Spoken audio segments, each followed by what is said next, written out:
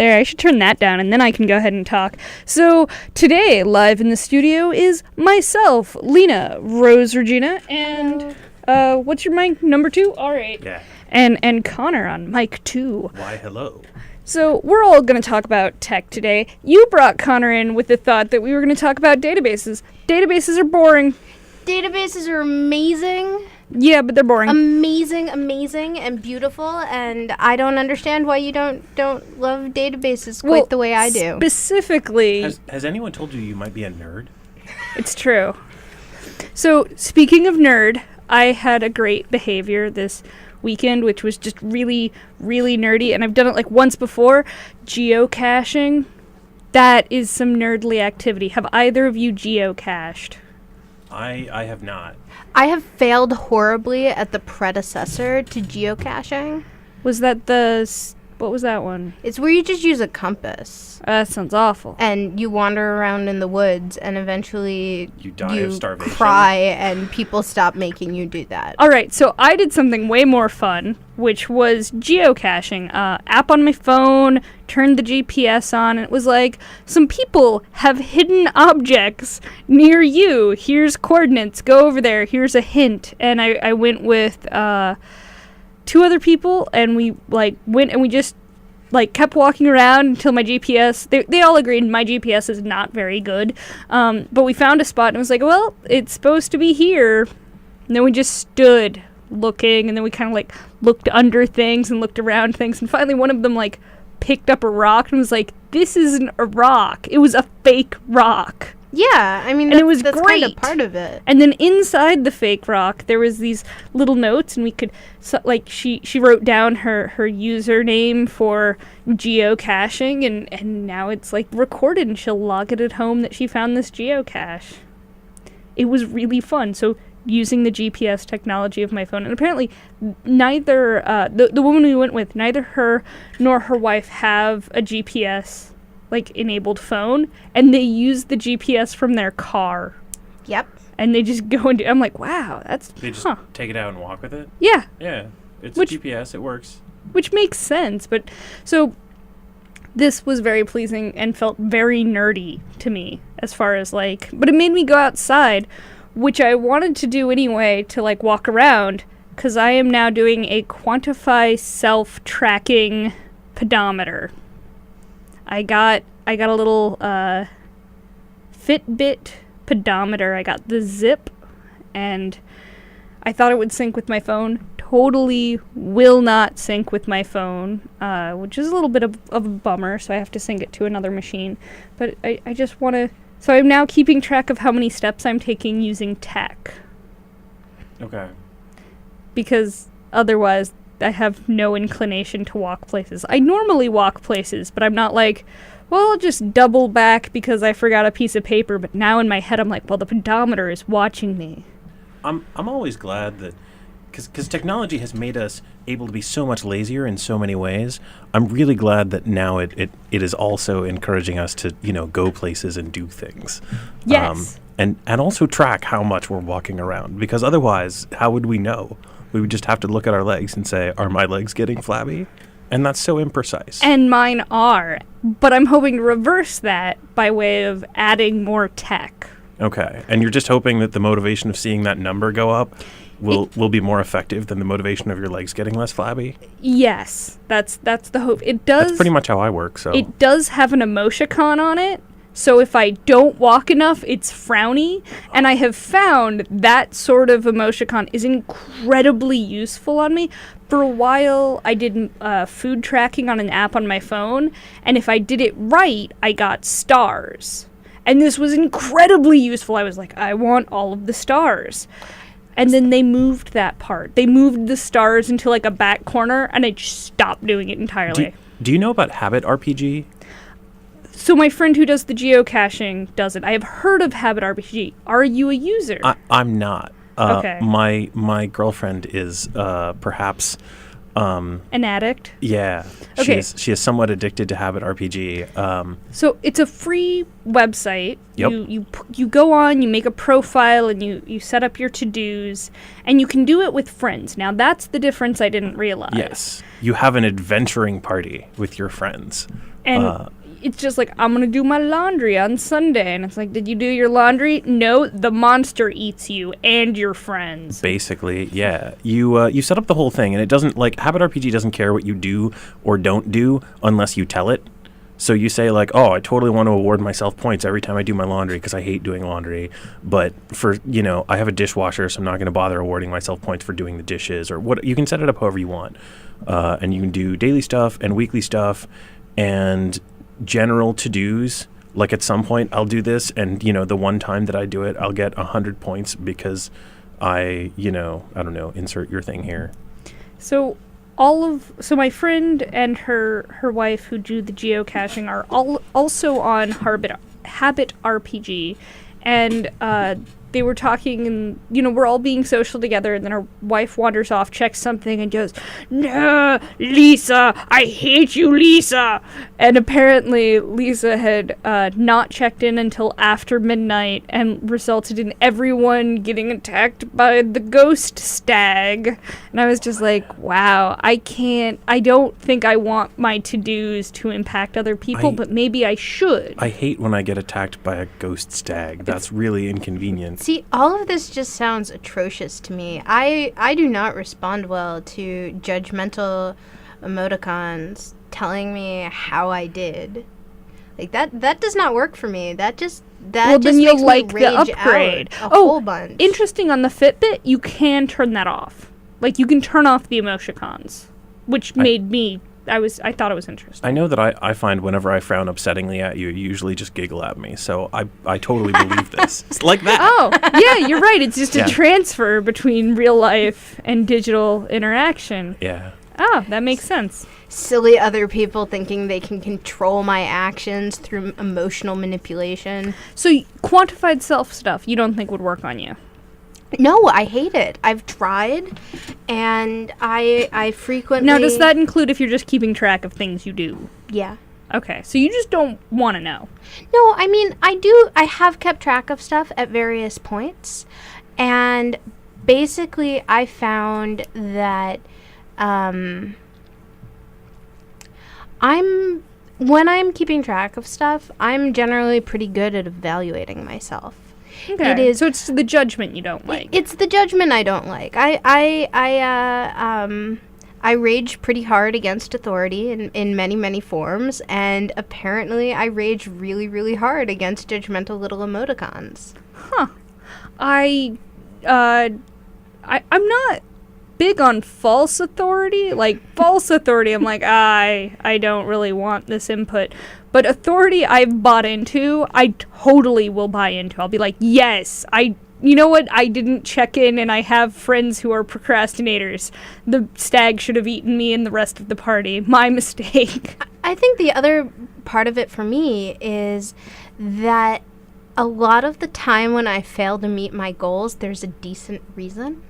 And there are very few applications that I've found, at least, that have any kind of qualify your actions, justify your failure mechanism, and I have various think that's forms for the best. No, but I have various forms of work where occasionally I'll just be told, no, you're coming in the next 3 days and you're working like 16 hours a day. And if I don't go to the gym those 3 days, I'm not angry with myself because it meant that maybe I got a full 6 hours of sleep. I suggest that you're maybe not the target market for accountability apps. It's true. Because it's for me, not you. All of the accountability apps are for me. So, Connor, why do you think I'm a bad target for accountability apps? Because the people who want to use those things are people who want to prevent themselves from being able to say, well, I feel tired today, so I'm not going to the gym. Not people who are like, well, I'm the only heart surgeon on call at this hospital, and they called me in, so I'm going to go slice into somebody's heart and screw the gym, right? I would like to point out that I am not a heart surgeon. It is not quite that hardcore. I have been watching so much of a single cartoon. I wasn't going to out you as not a heart surgeon, so that's... My actual response is, well, a horse heart surgeon isn't the same thing. I have been watching a cartoon called Rick and Morty online. It's amazing. I love it, and it's wonderful. And I was talking to my friend, and I said, have you seen this show, Rick and Morty? And she goes, I don't have cable. And I was just like, how is that an excuse not to see a TV show? I haven't had cable in forever. Media doesn't come from this cable thing you talk of. Are you on the internet? Then you can probably get this. Unless it's on HBO. In which case, it's still on the internet. Like, it's still there. I'm not saying piracy is how you should do it, or if you have the HBO to-go app, except it crashes all the time, I guess. And you can only get legitimate access to that if you have HBO to your actual TV. It's true. There is no way. HBO will not allow you to give them money just to get stuff on the internet.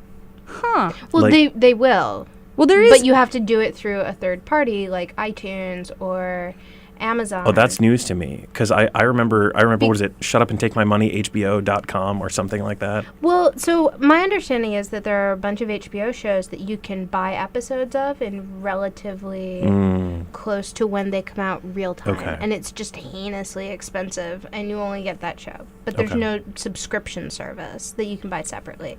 But you can give HBO your money. This is the first... So... For the first time in about 10 years, I've actually had cable TV piped into my home, which I find disturbing.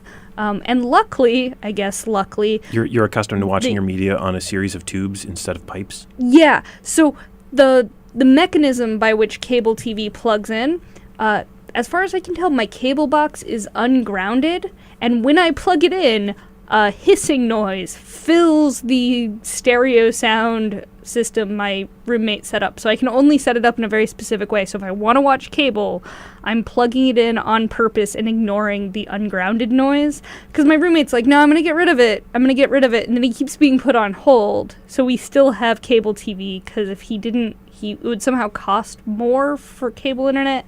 I don't know. That's his ball of wax, not mine. But it meant we do have HBO to go. It was part of the package. And I am seeing it through the Roku's app, which is all very complicated. Okay. I enjoy it immensely. I also like that at this point in my living room, I got a HDMI 2x4, which sounds like it should just be a block of wood that you're plugging HDMI cables into, but in fact it is a 4-input HDMI to 2 HDMI outputs. Yeah, that's way less funny. Yeah. I mean, useful, but... So it goes to a projector that is my roommate's and the screen, which is mine. The screen is now broken. Like, I can't get it to turn on and accept input easily, but I can if I turn on the projector and I turn on the monitor, they will battle and they'll flicker on and off alternatively until they're both on, and then I'll turn off the projector and I'll still have the screen. I should probably just buy a new screen. Yeah, screens flickering on and off is not great. It's not as bad with an LCD screen. It's only at the start of it. Okay. It's an LCD screen, and it's only when it's first turning on. Yeah, it used to be back in the day with a CRT that doing that was like a good way to risk the thing literally exploding in your face. I wonder how many people still have CRTs right now. Probably nobody who's running HDMI adapters on them. Or very few. Oh, no, I disagree. Okay. You need a CRT in order to use duck hunt guns. Well, they have that for the Wii now. It's not the same. Okay. I know a few people who have a CRT just to play Duck Hunt. Is this one of those hipster things? Probably. No. Because seriously, they're Duck Hunt? They're just into Duck Hunt. They're just really into nerds. Duck Hunt. They're Duck Hunt but nerds. Dude, I'm a nerd, but like... Duck Hunt is beyond you? That's just because it's not your nerd calling. That is in every way true. My nerd calling does not sound anything like a duck. So, we have a caller. Okay, it's this might be the fake caller that sometimes calls in. It might be a real caller. Caller? Hello? Hello, you're live on the air. Welcome to WHCR. You're on Technicolor Radio Show. Is this where you mean to be? Nope. So, as I said, sometimes it's a fake collar, and that one I called it. By fake collar, I assumed you meant that, like, there was some kind of deeply ironic technological failing. Actually, there is on that channel, which is what I assumed was going on, and then it was a real person. So I didn't really call it, but thank you, caller. You made me seem right. I like being right. I'm very rarely right on the internet. I've taken to looking at internet fights and considering to getting into them, and then I wait a while and realize I was wrong. Which is good to stop yourself before the wrong on the internet stage. Don't worry, someone else will be wrong on the internet for you. It's true. That's usually why I want to get in a fight. So You want to talk more about Duck Hunt? Is that what's happening? No, I want to talk about a different animal and technology. Oh, okay. Is this all about platypus-based laptops? Because I would be interested in hearing about that. No, it's actually about Privacy Badger, which is a new tool that is an extension that's available for Firefox and Chrome that EFF has just launched. And they launched it on May 1st, and I downloaded it and installed it and have been using it some. And it's kind of interesting. Basically, the idea is to allow you to block ads that are spying on you and certain invisible trackers. And I think that one of the main things that kind of brought this on was Yahoo announcing that they weren't really going to respect Do Not Track. And it's really got a very cute icon because it's a badger. It has a wonderful icon. It's great. However, that is a cartoon badger. Yes, it is totally a cartoon badger.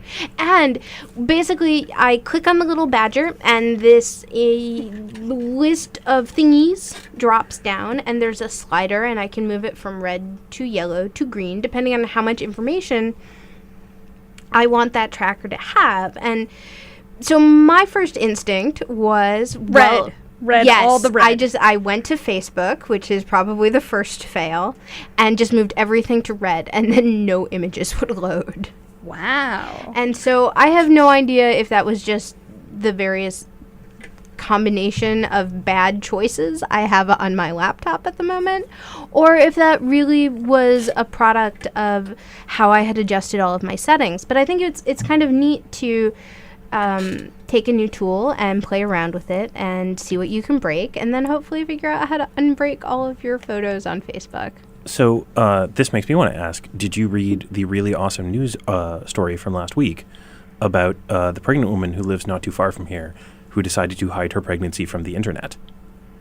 No. So this is awesome, right? So there's this woman, and her name is Janet Vertese, and she's a professor at Princeton, and she lives, I think, somewhere in Manhattan, which seems a little bit questionable in terms of commute, but whatever. There are probably reasons. I know a professor at Columbia who lives in Princeton, so those people should probably just trade houses. Yeah, seriously. Anyway, so about 2 years ago, she had this problem where she got engaged, and Google congratulated her on her engagement, or like showed her some kind of now you've got engaged, let's think about wedding planning type advertisement or something. Showed her that before she had told anyone that she was engaged. She had made no announcement, and she was already seeing like ads in Gmail based on this. She was like, okay, that's creepy. And so she then proceeded to like withdraw from all Google-based services. And, a year or so ago, she became pregnant and decided to, as an experiment, hide this from the internet, from all of the companies that are tracking you, from all of the people that make us want to use Privacy Badger. Wow, I'm confused. Who is that's ringing? Not me. That's a phone. Ooh, okay. Ooh, maybe we have like a real continue. caller. Right. So, anyway, so she did this, and this was very, very cool. And, and she decided that she wanted to hide that because there's a thing where the marketing data of pregnant women is extremely valuable. It's worth like over 10 times what a normal person is, because when you get pregnant and have a baby, you buy all sorts of stuff and people would love to advertise to you and have you buy their stuff, right? And I assume you know the story from, I think it was last year, involving Target. Oh no, it was a few years ago Yeah, at this point. okay. But yeah, no, we've talked about that story multiple times. Yeah. It's one of my favorites. So for people who are listening who don't know, the short version is that a teenage girl was pregnant, and Target corporate sent her a thing saying, here, we'll give you a discount on all the baby-based products for your new pregnancy.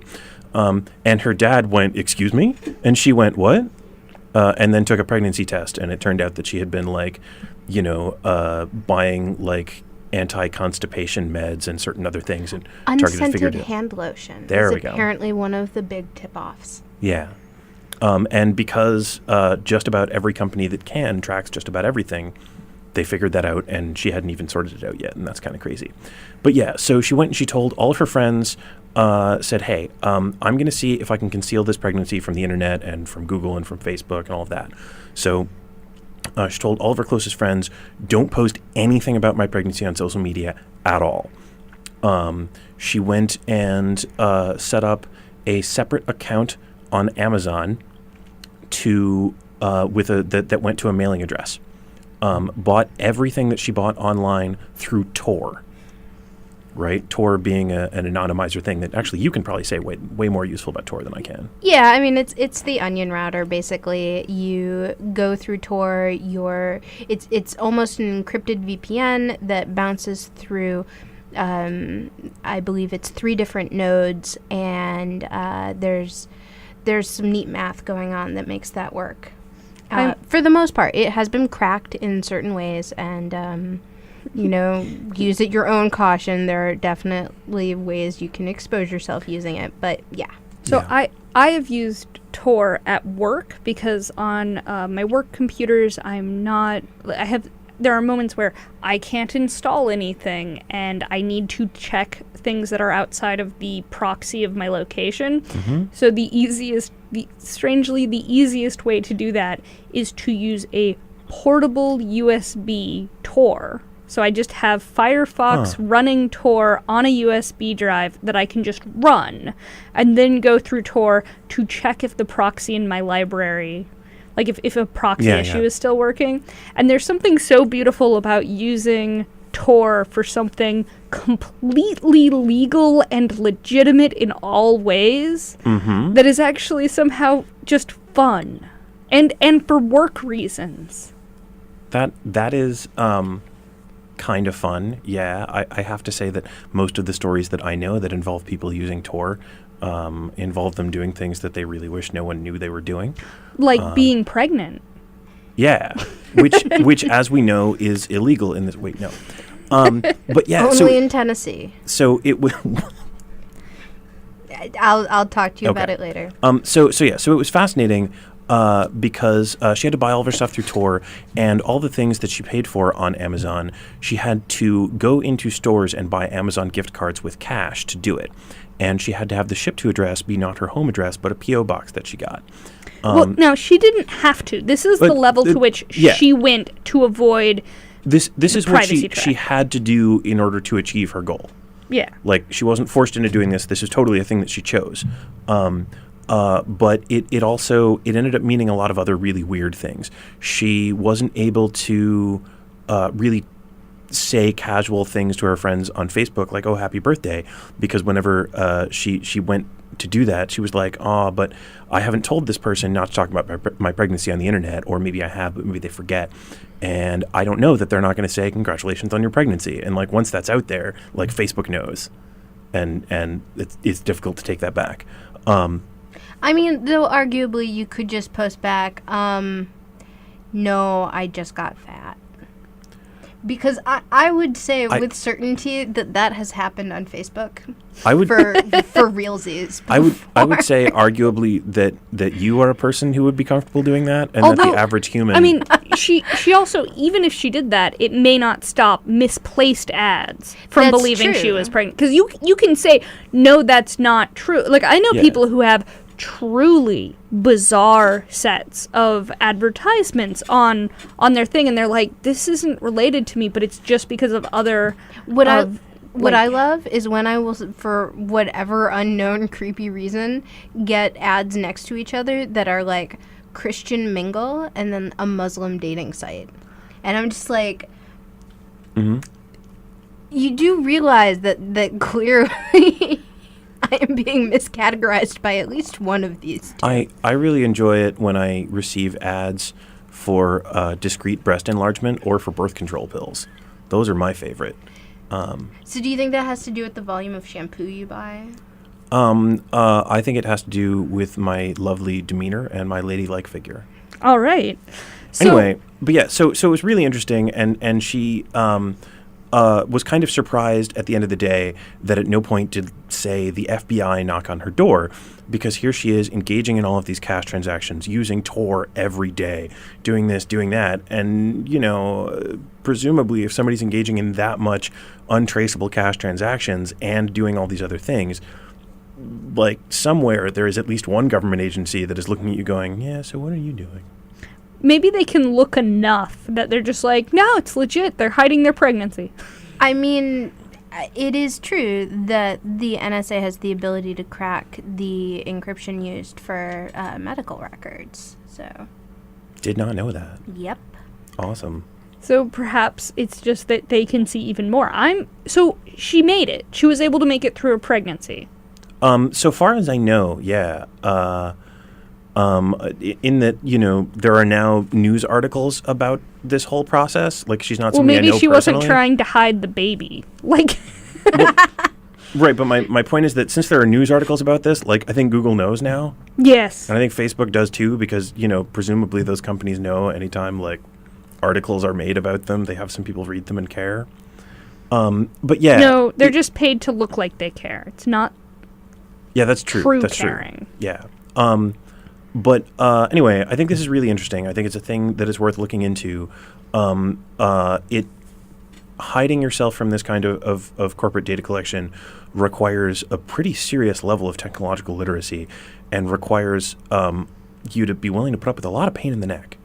Like, it's really, you have to spend, you know, it's almost a part-time job, another 20 hours a week of your life, maybe more, keeping away from this. And every time you pay for something in cash, you're paying, in some ways, a little bit more money than you need to, because you're not using the loyalty card at that store, so you don't get the 10% off that you would eventually get. Although she may be able to still use a loyalty card, because depending on how you do it, you could get somebody else's loyalty card, or sometimes you can get them to give you a loyalty card without filling out the thing. You just need someone who doesn't.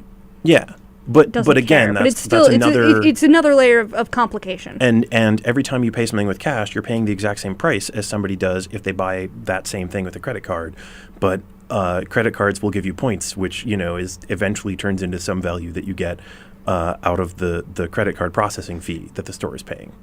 If you are hacking your commercial systems in that way, if you're being aware that, you know, you can get these... these perks out of. And so it's really interesting, and I assume you guys have done at least some talking on the show before about how when you use something like Facebook, the reason that you don't have to give them any money is because you're giving them all your data.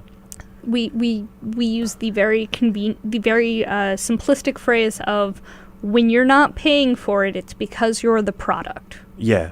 Like your information is being sold. Yep.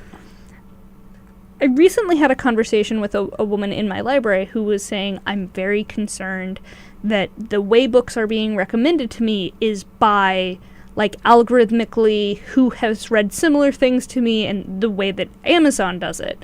And my response was, there are libraries that do, because they have the technical ability to do so. We do not have the technical ability to do so, so you don't have to worry about that. How do you recommend books then? Do you just, like, the people who work there pick some and everybody sees them? Well, the thing is she meant, like, the algorithmic, if you put the search into the search box, how things pop up. Okay. If it's multiple words, how close those words are to each other, and if they appear in the metadata associated with the book. Oh, okay. So this is... No fancy-dancy anything. It's just nearness of the words to Okay, this is for general searching, not for Yeah. like, you check something out and you get something that says, "Oh, you probably like We this other don't book too." recommend that. We don't do that at all. Okay. Not at the checkout count, like not at none of it. We don't recommend books to people in the library unless they walk up and they say, "Do you have any book recommendations?" And usually the answer we'll give them is no. Is there an author you like? And we'll just look it up that way. Okay. Though there are other tools to do just that. Like there are online databases you can go to and give like recommendation engines. Yep. That aren't linked to buying transactions and are Yes. instead linked through subject categories or other such things. And there's Goodreads, which is its own whole world. Oh, yes. I keep thinking that I should go and catalog all of my books, and I have yet to find a free interface for that I like.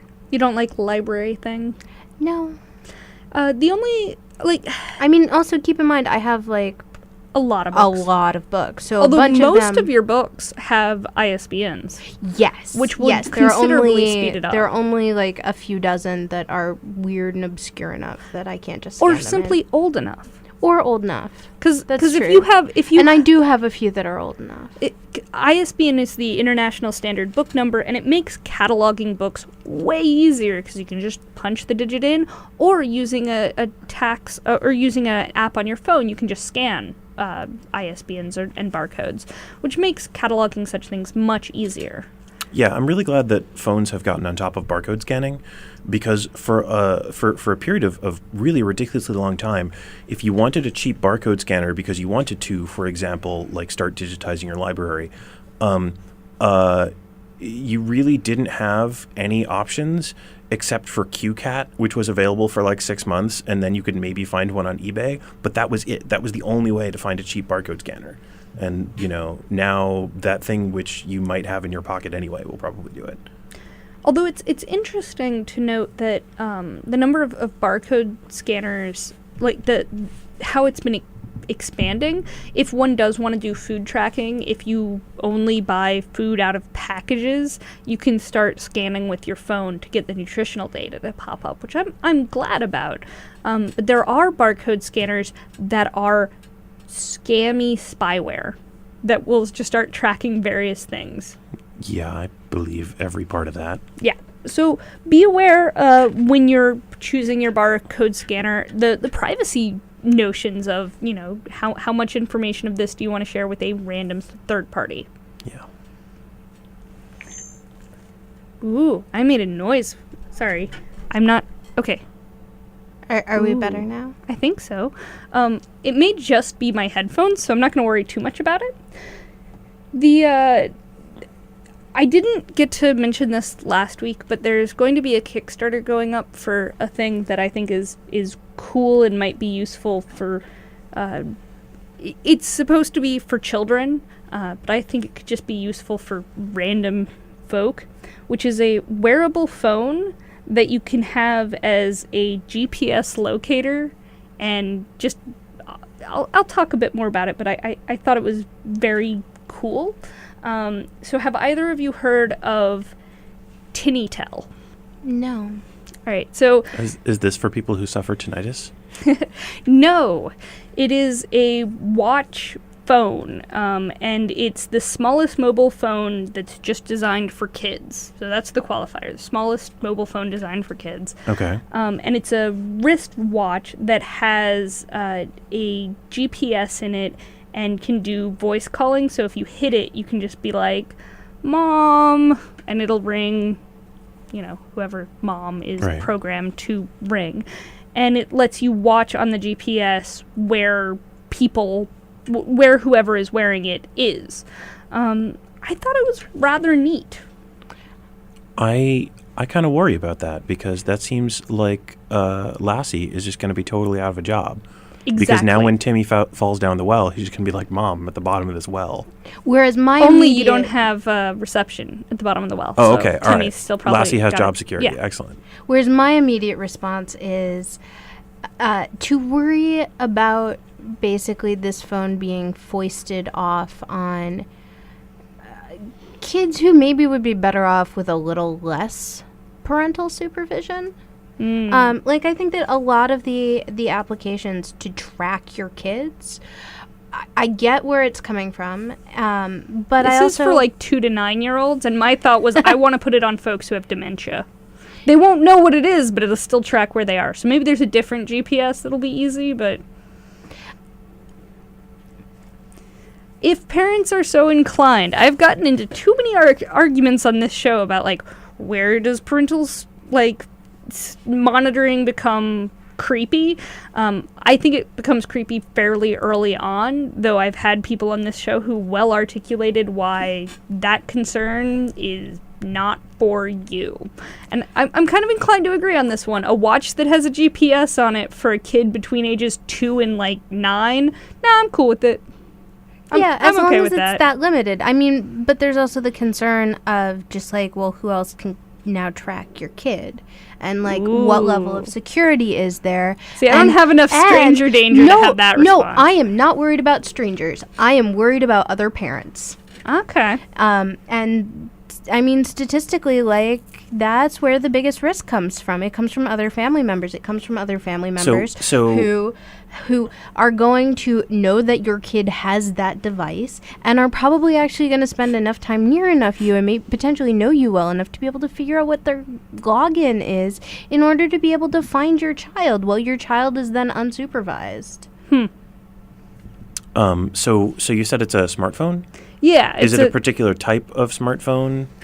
I mean, I assume it like runs Android or something, because if you want to hack something, if you want to roll it yourself, I mean, Android's is it- pretty much the thing, Is right? it really a smartphone, It's or is it? it is a phone that has a GPS, and I mean they give you really low can it- specs on it. Can it download apps? No, Okay.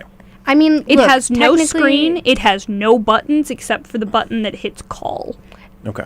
Technically, my phone, every phone I have had after my first phone, which I got in 2001, has GPS, and it's mandatory because of That's triangulation.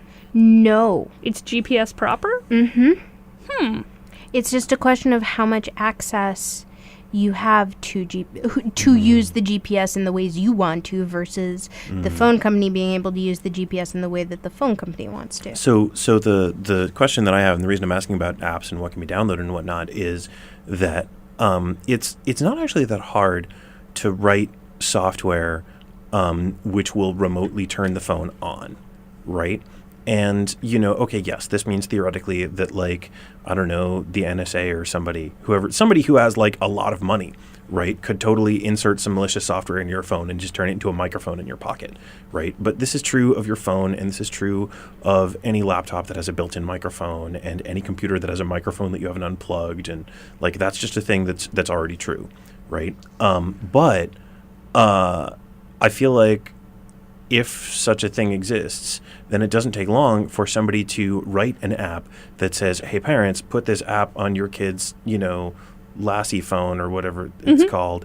And at any point, you can just push this button and you can just eavesdrop on whatever's going on near your kid. And that's what Oh. actually freaks me out so much more. And that's what I mean about kids who would benefit from less parental supervision, is that kind of surveillance and the push for that kind of surveillance, especially So- for like 10 to 14-year-olds, means that you potentially have kids who aren't out to their parents, who their parents can now find out are queer and are then therefore considerably less safe. And it's also a way for parents who are controlling and abusive to continue being controlling and abusive while their kid is not immediately in their presence. I guess for the, like, a 10 to 14 range, I'm mostly like, you may have figured out that the 9-year-old watch you're still wearing is listening. Yeah, that's interesting. Because the way the app is controlled on this,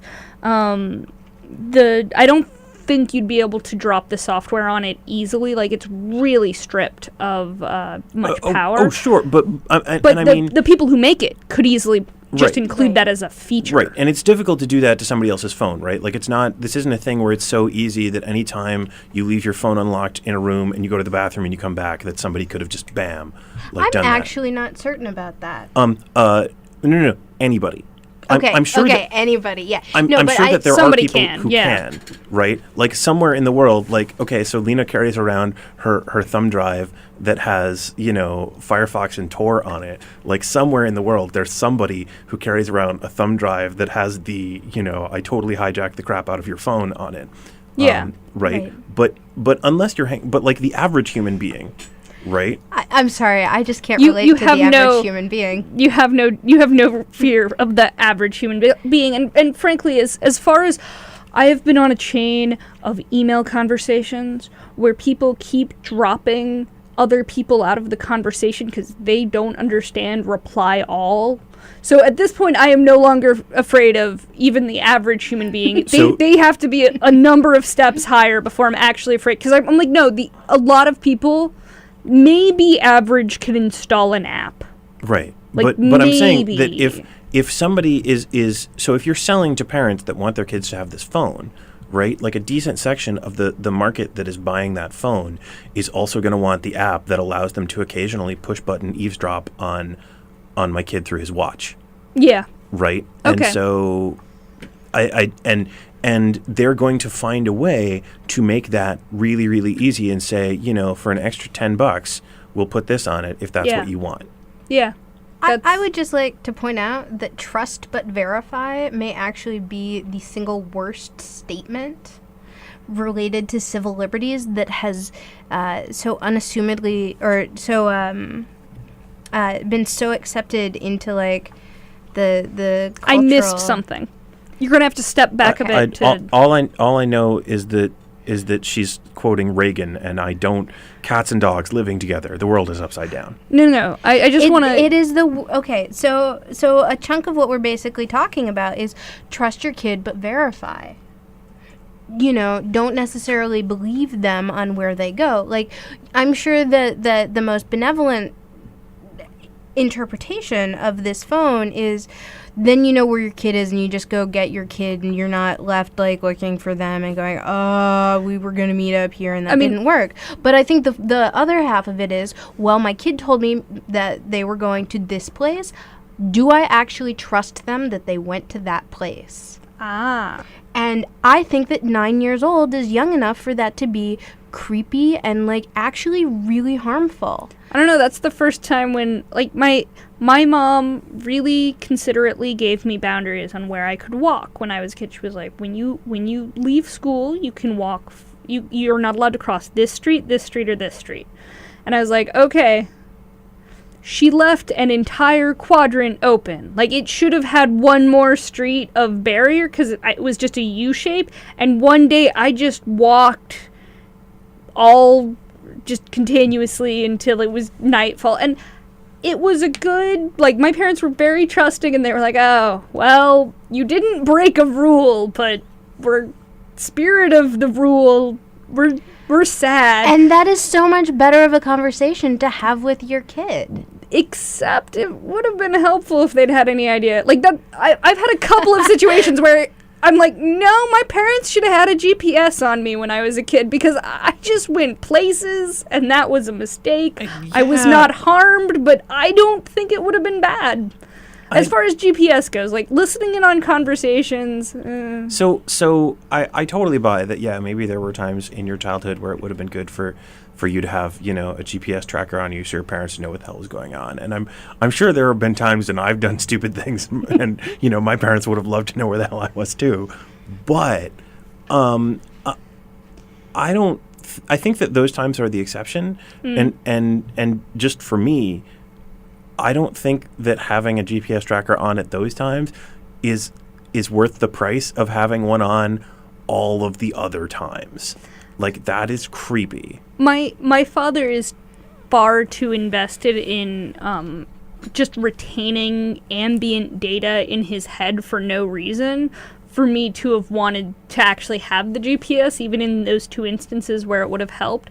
If only because I can ask my father, and he's not using any apps to keep track. I can just be like, between 1992 and 1997, how many candy bars did you have? And he can give me an estimate that has like a plus or minus of like 5 or 6 candy bars, just because of how his brain works. That's pretty hardcore. Like, So- I thought I was bad. and Oh no, it's remarkable. But it's another reason why it's kind of.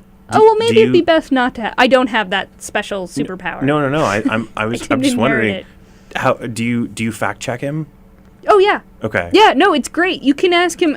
He's particularly just interested in presidential things, and you can just throw out like 15th president's wife's middle name. And what's great is he'll be like Adelaide, but I only know that because it's also your mother's 9th, like 5 degrees separated somebody's middle name, and it's like those facts don't reinforce you knowing either of them. They but totally do. They do. So there are GPS shoes. Yes, this is a thing that has been around for so long. So this is part of why I already Wow, that's had from 90. That's from 2007. GPS shoes. So this is for why I kids. already had this entire argument on why I was opposed to that phone, because I have been opposed to the predecessor to that phone for many, many, many years now. All right. And that's, I mean, I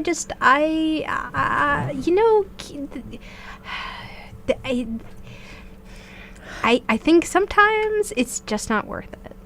So speaking of surveillance and responses, recently, Apple, Facebook, Google, and Microsoft updated their privacy policies to expand the types of disclosures of notifications that they will give individual users about how often and when the government has requested their data.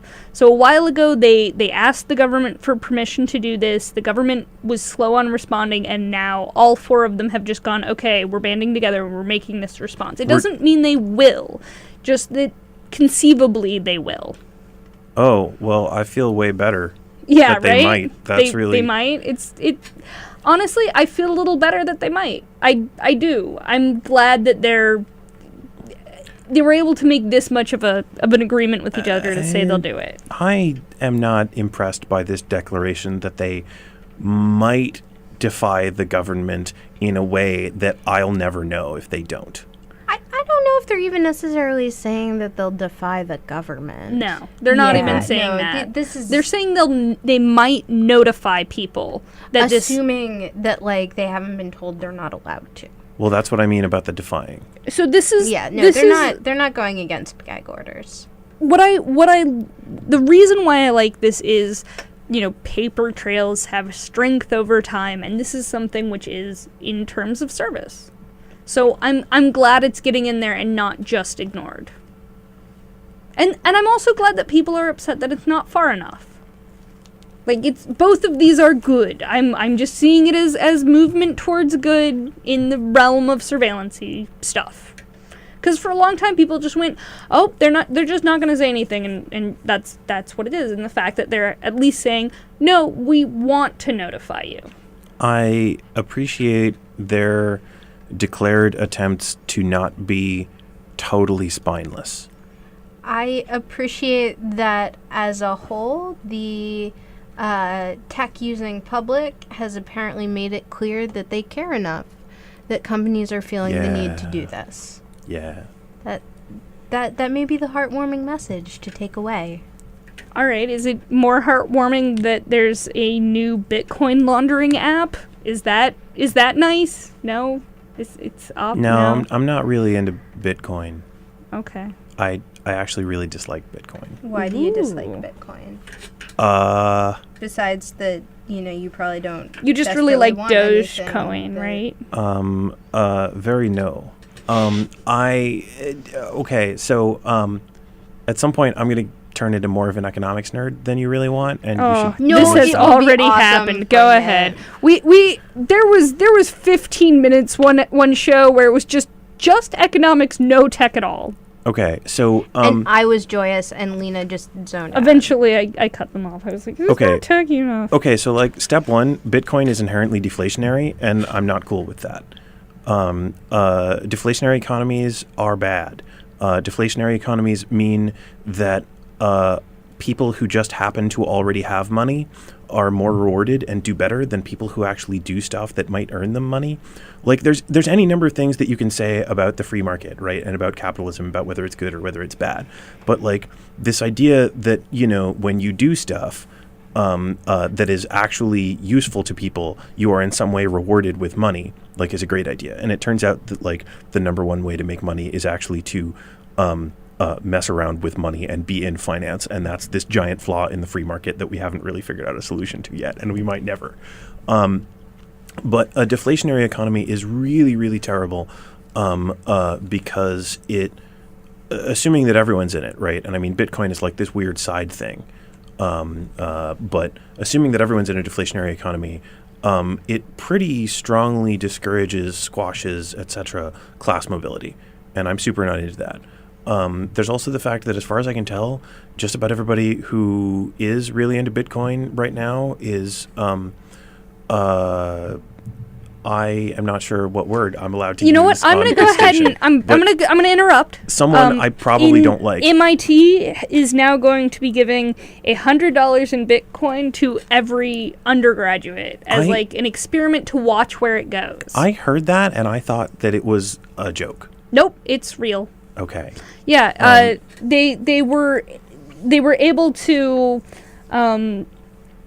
The full story is, starting this fall, every MIT student is supposed to get at least 100. Like, that's how the phraseology is, as at least $100 right. of Bitcoin to their name. Although they're still trying to figure out how to do it exactly, and it's because they were able to raise $500,000. A couple of students were, to make this happen, and it's the school's Bitcoin club, and they want professors and researchers to be able to watch how they're moving this money around. See also earlier comment regarding class mobility. Oh yes. Yeah. Oh yes. No, I know that's related. I'm not using it as an argument.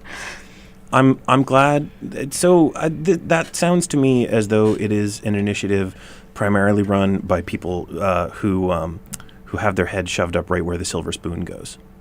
Maybe. The flip side of that is you can get some really awesome stuff when you just give everyone a chunk of money. Like, just indiscriminately. Yeah. Like, we've You can. You can get some... right. You can do that, right? And when you do things like you raise the minimum wage, or when you do things like half the stuff that happened in the New Deal, or when you do things that involve giving everyone a chunk of money, and that the majority of those people then are people who don't have a lot of money, so they go out and spend things and the economy moves around, that's great. MIT students are not exactly those people. Right? No. When you give more money to people who don't have any, they spend it, and like the economy rolls around and maybe does some things. And when you give money to people who already have a lot of it, I will point out that they are talking about giving it to college students who, regardless of reality, perceive themselves as broke. Yeah. And probably are actually more likely than Also, other people at the similar level of economic comfort. I also it's wonder... not giving someone actual money. Like, Bitcoin is not actual money. Even if you figure out how to use it as actual money, it's still weird. So I have two quick thoughts. Okay. Which is, first, they've just made so many people's taxes so much more complicated. because it's a commodity. Yes. but it's only like, it's a relatively cheap commodity. Does the IRS actually care at that point? Yeah, Okay. the IRS may actually care. Okay. And two, one of the interesting things is this gives a large sample size of like, my bad, of having Bitcoin to track across a bunch of people who are probably not actually likely to be interacting with Bitcoin otherwise, but are probably smart enough to be able to figure out how to get it out of their wallet and do something with it. Yeah, I don't. I'm still. Am I overestimating MIT students? No, you're totally not. But I really, really just like Bitcoin. I hope that it does not actually catch on in a way that is more significant than it has now. Like, I'm not going to say that, nobody cares, because clearly a bunch of people do. I can't remember. Somebody recently, like, just as an offhand comment said, no, it's not Bitcoin, and they named something else, and I should have written it down, because the next big thing, and I said Dogecoin, and they said no. and they named something else, and now I can't remember what it is. So currency is hard, right? And currency is a thing which we have been sort of screwing around with as a species for like the last 500 or so years in really interesting ways. And before that, we were like, oh look, metal, and that was pretty good. But having a currency which is in no way based on a thing which is actually valuable is really terrible, right? Well, I mean, it's what we have now, right? Yeah. So okay. So having a currency. I'm which not great at No. understanding those. So having a currency which is based on metal is one thing, right? It kind of fixes the value there, and it's pretty reasonable, and a lot of people really like it. But then occasionally, somebody finds, like for example, in 1849 California, a big pile of that metal in a hole in the ground, right? And suddenly your entire economy is based off of this metal and how much of it there is and how freely available it is, and suddenly that changes dramatically, and the world gets turned on its head. Arguably, the Renaissance, like the reason that we did all this cool stuff in the 15th century is because a bunch of Spanish conquistadors came over and took all the gold and silver from South America and sent it back to Europe. And then suddenly there was tons of money floating around Europe, and there was this huge economic boom. I like phones. Okay, go on. Right? I promise this is way more interesting than you think it is. Okay. And then there's this other idea of, okay, so I want to have a currency that is based on something that's actually valuable, right? And that's why I love gold, because everybody loves gold, and you can do X and Y and Z with it. And it turns out that prior to electronic contacts, gold wasn't actually that useful. It was just, it didn't rust, and you could prove that it was gold, so it wasn't that bad. And there's this idea behind Bitcoin that because Bitcoin is generated through computing power, and computing power is inherently useful, that means that being able to generate Bitcoins is a thing that you do, which in some way demonstrates that you have value, right? It's almost like doing work and getting money. Because the whole mining idea of Bitcoin. Exactly.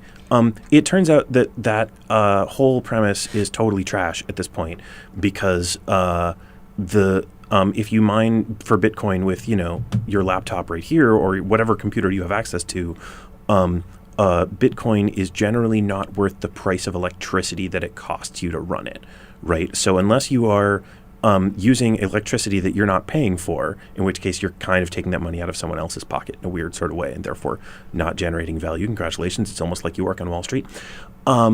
So the way that Bitcoin is actually profitably generated at this point is with specialized Bitcoin mining hardware that has no purpose except doing that. So I'd like to point out a very, very similar, way less techy, way less abstract comparison of that, which is really bad art. Just because it took you a lot of time and effort to make doesn't mean it has value. Yeah.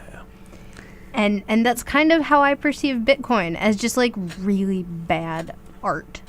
All right, we'll be back next week to talk more tech, and up next is DJ Oh So Cool with Sugar Treats, and more tech later. WHCR 90.3 FM, New York.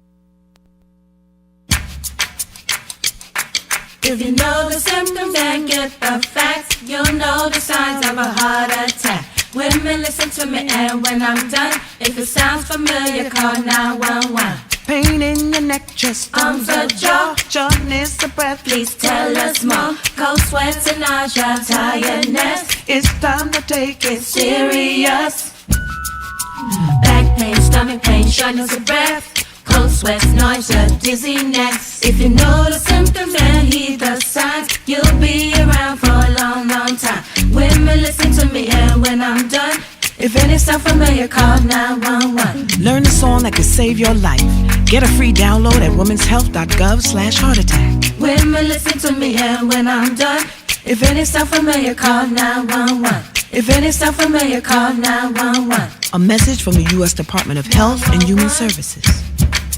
911.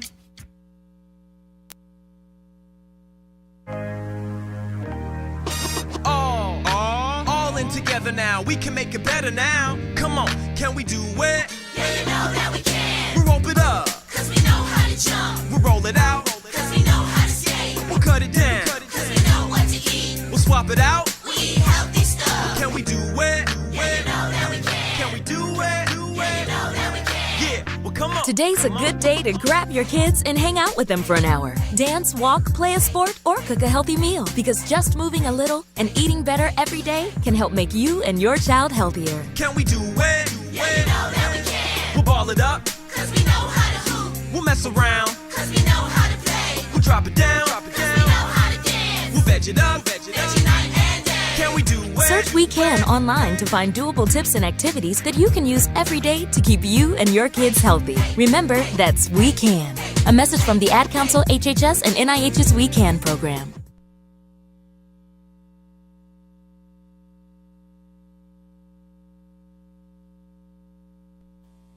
WHHCR.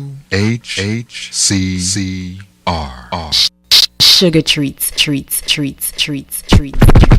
Oh, so cool. The sugar treats, they just so sugary. Head nodding, neck snapping, ear candy. Sugar treats. Here's some sugar treats for your sweet tooth.